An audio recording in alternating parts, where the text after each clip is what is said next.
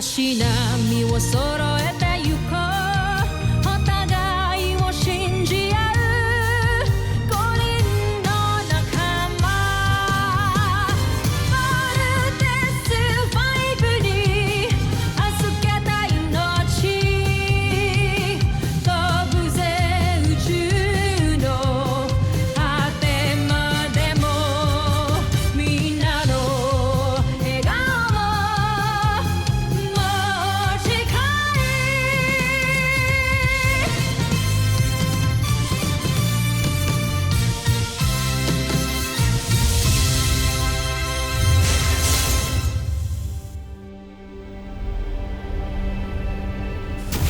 Ang nakaraan sa Voltes 5 Legacy.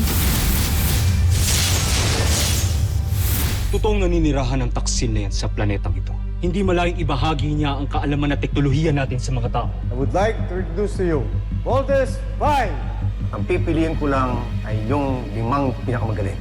Voltes team, you are the last line of defense. May nasasagap ako malakas na enerhiya mula sa islang yan. Malamang siya nagtatago si Voltes 5.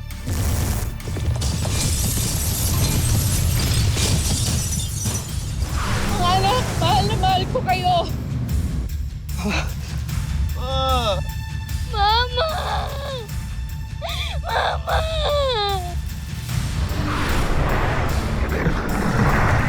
Hayaan natin sila umiyak. Let them cry like boys. But I expect that when they stand up again, they will rise as warriors and avenge their mother and protect our planet. Rise, Armstrong brothers. Rise. Ulinin niyo akong binigo!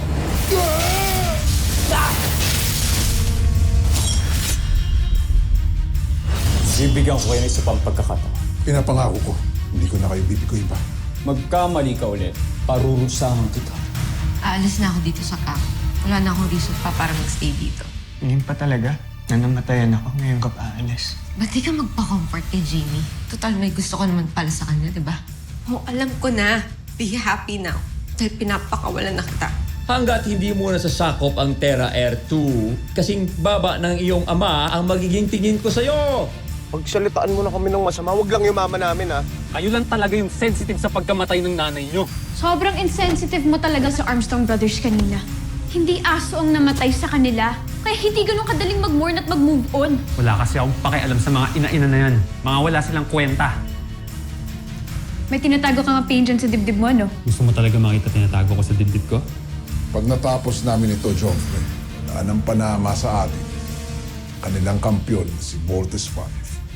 Sana nga ang beast fighter na ito ang siyang wawasak kay Voltes 5.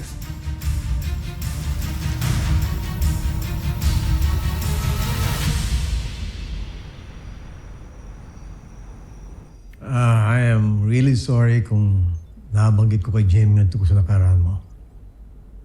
But she was right. Kailangan talaga maintindihan ka niya. Wala naman ho akong pakialam kung maintindihan nila ako o hindi. Hanggang ngayon pala dala-dala mo pa rin yung nangyayari ng kabataan mo. Sino naman hindi maaapektuhan dun?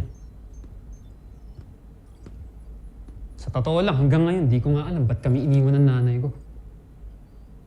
Gusto mo bang mahalap ko ang nanay mo? Para malaman mo kung ano talaga nangyayari sa kanya. Sige.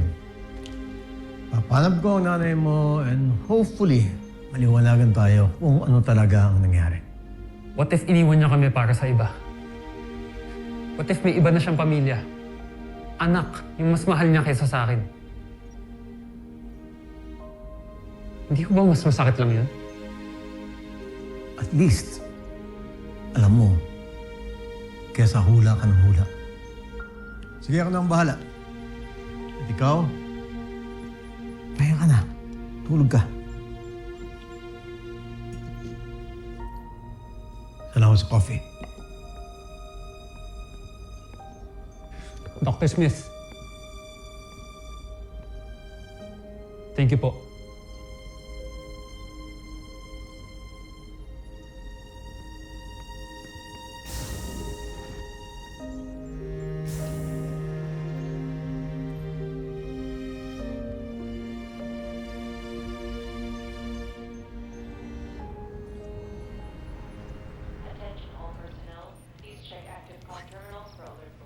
Umalis ho ng camp si Big Bird, Dr. Smith. Yan ang report sa akin ng security. Lumabas si Big Bird sa main gate, papuntang mainland. Ano kayang gagawin niyo doon? Baka magpapalipas lang siya ng init ng ulo? Ano, gusto mo siya sundan? Hey, wait. Hayaan niyo siya. The guy's been through a lot. Kailangan din makahinga ni Big Bird. Like all of them. Engineering crew report to 50. Engineering crew report to 50.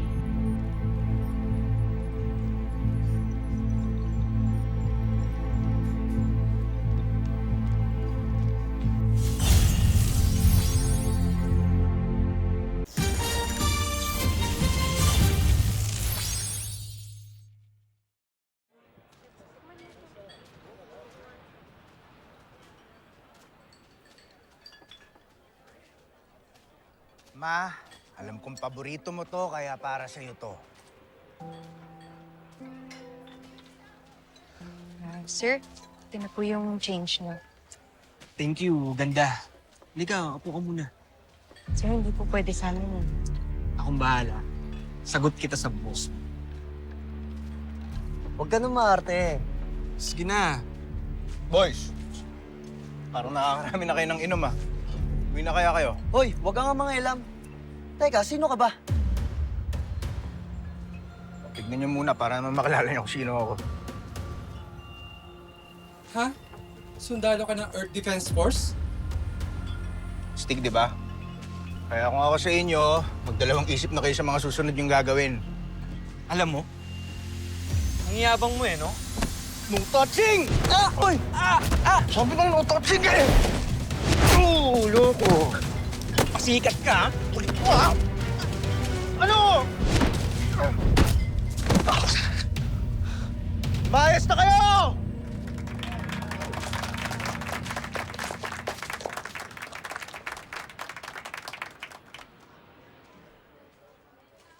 Sir, salamat talaga, sir. Ang bait niyo naman. Sus, wala yun. Malit na bagay. Hindi, sir. Hindi na maliit na bagay yun sa akin kasi lagi akong naharas eh. Kaya akala ko lahat ng mga lalaki, mga bastos. May mga guys pa rin pala like you, no? Thank you talaga, sir. Thank you po. Parang mas mabango pa to sa pizza ko, ha? Sir, ano sabi niyo, sir? Ay, hindi. Sabi ko baka lumalamig na yung pizza ko. Ay, oo nga pala. Sige, sir, kain na po kayo ulit. Sorry po. Sorry, I'll get you ice cream. It's on the house po. Okay, wait lang po. Teka lang. Ako nga pala si Big. Hindi, Bert na lang. Huwag mo na ako tawagin, sir. Bert. Judy.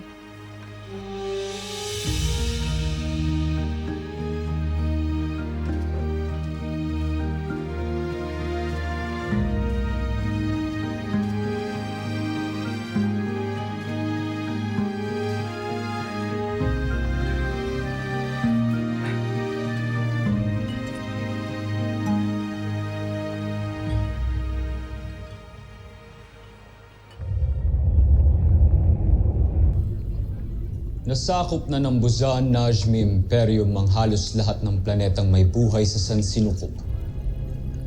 Maliban sa Terra Erto.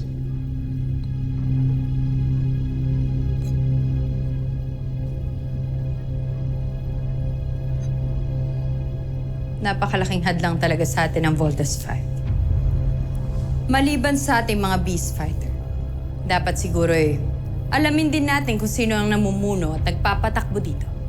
Nang sa gayon ay mapatay natin sila. At matuloy na rin natin ang ating pananakot. Naisip ko na rin yan, Najmi. Kaya ginawan ko ng solusyon.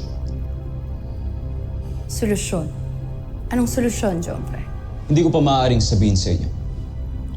Pero nang dahil sa gagawin ko, tiyak kong makikilala ko sa lalong madaling panahon ang mga nasa likod ni Voltes 5.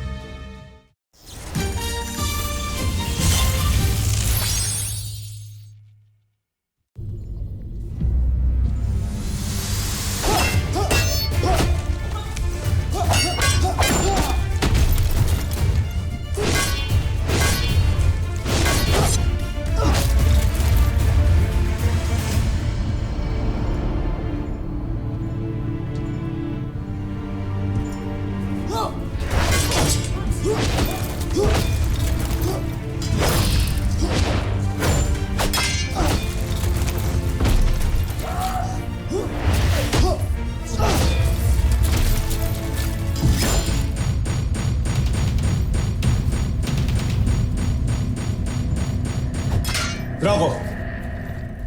Kamusta ang iyong beast fighter? Malapit ko na siyang ipakilala sa inyo. Di na ako makapaghintay pa. Bibigyan kita ng isang araw para tapusin ang iyong nilikha. Napakahusay niyo talaga sa pakikipaglaban, Joffrey. Wala kayong katulad. Totoo yan. Alala ko tuloy nung kabataan ko. Magaling din ako dyan eh. Umsa, wala namang talagang nagtatanong. Yan ang mangyayari sa 5 piloto ng Voltes 5 kapag nakita ko sila. Nais kong ako mismo ang papatay sa kanila.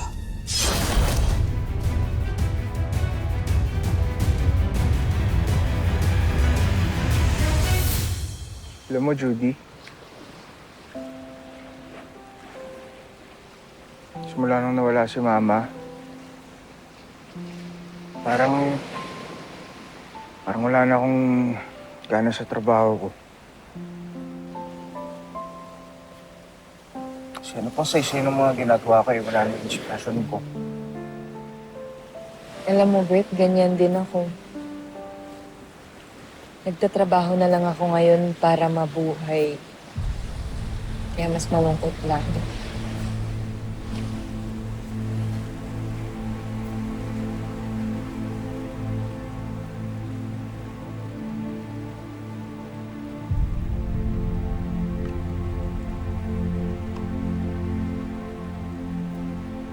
Ito,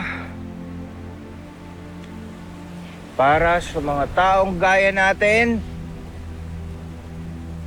na iniwan ng mga mahal nila sa buhay. Uy.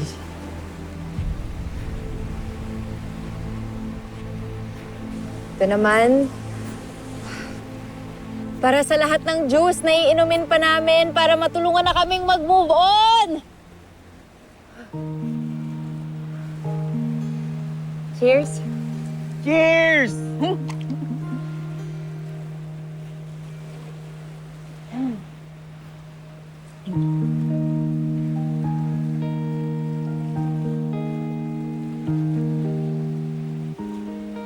Mo, Judy, ikaw pa lang yung babaeng nakakausap ko na ganito katagal bukod sa mama ko. Alam mo, ikaw pa lang yung taong nakausap ko na nakarelate ako.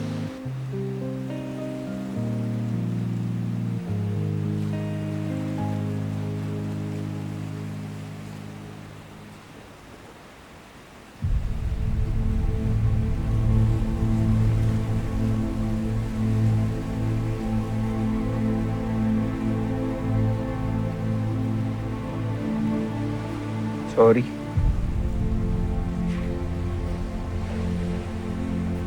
Gusto kita, Bert. Gusto rin kita, kaya hinay-hinay muna, please. Gusto rin kitang makilala pa.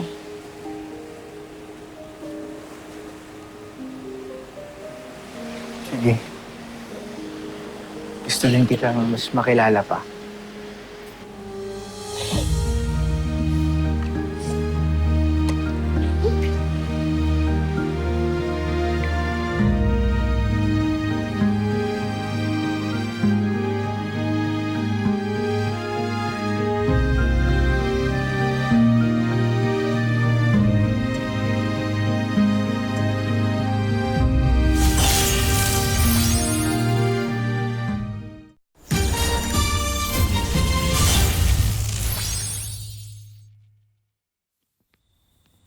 Steve, the tea is ready.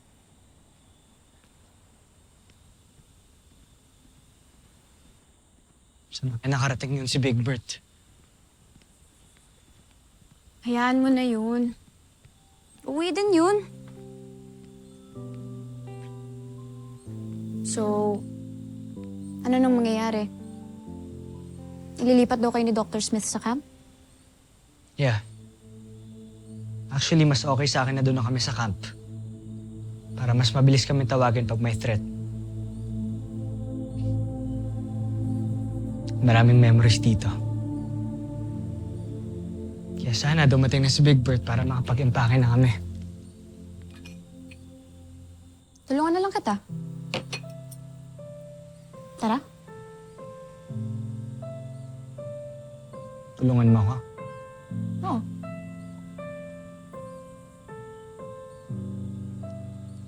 Bait mo naman. Bakit naman ako hindi magiging mabait sa'yo? Kaibigan kita. Kababata pa kita. Oh, so ano yung rason? Bagay. Pero ikaw, friend ba yung tingin mo sa akin? I'm sorry, what? Ha? Kasi kung friend yung tingin mo sa akin, sabihin mo sa akin kung bakit kayo nag-break ni Eva. At kung bakit umalis siya dito sa camp.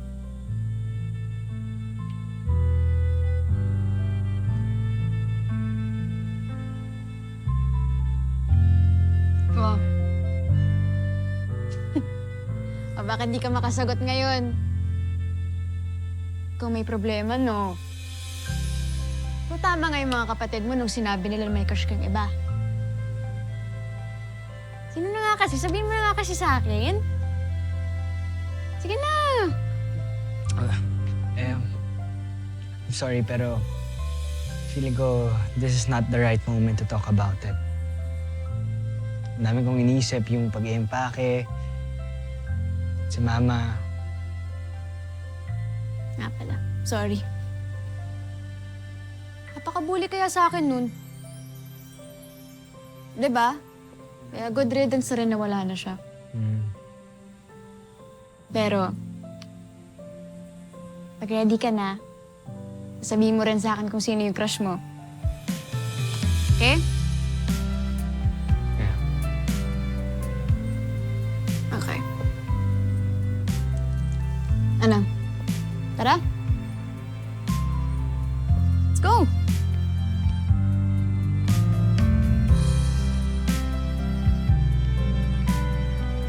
Commander Armstrong, let's go! Yes, ma'am. Very good.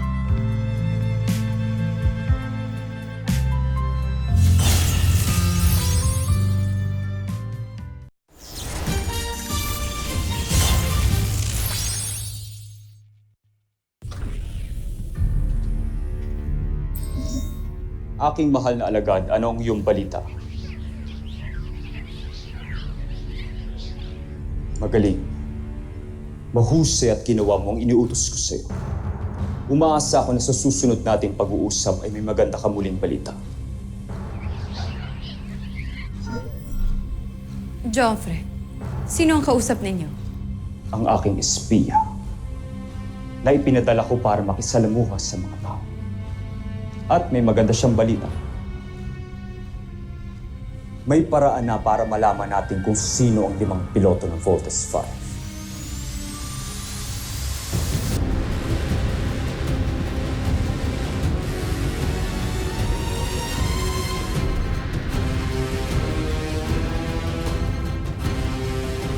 Susunod sa Voltes 5 Legacy. Nakilala kasi akong kaibigan kagabi. Kwento mo! Dali na! Saka ako na ikikwento sa inyo pagka naging girlfriend ko na. Girlfriend talaga? Bunso, ganun talaga minsan. Tama nga tong Kuya Steve mo, tsaka Ate Jamie mo. Oh. Ano? Oh. Puso, Ano? kaya nga in love ka sa kanya eh. Mag-ready na kayo. Baka malate tayo. Kailangan natin mag-report sa Camp Big Falcon. Sino ba kasi ang espiya ng prinsipe? Saan ba siya nanggaling? Malamang isa siyang sundalo o kaya isang alipin. Inatasan ni Prinsipe Sardos na makihalibilo sa mga taga-Terra Air 2. Siguro nga isa siya sa mga alipin. Sapagkat kawangis nila mga taga-Terra Air 2, mga wala silang sungay. Well. Akala ko ba nag-quit ka na? A girl can change her mind, right? Ano pong sasabihin ninyo sa akin, Dr. Smith? Update ako tungkol sa mother mo. I don't wanna ruin my day. No, Mark. Mali ang iniisip. Hindi na ako makapaghintay pa. Draco, ilabas mo na! Nais ko na siyang makilala. Masusunod, Joffrey.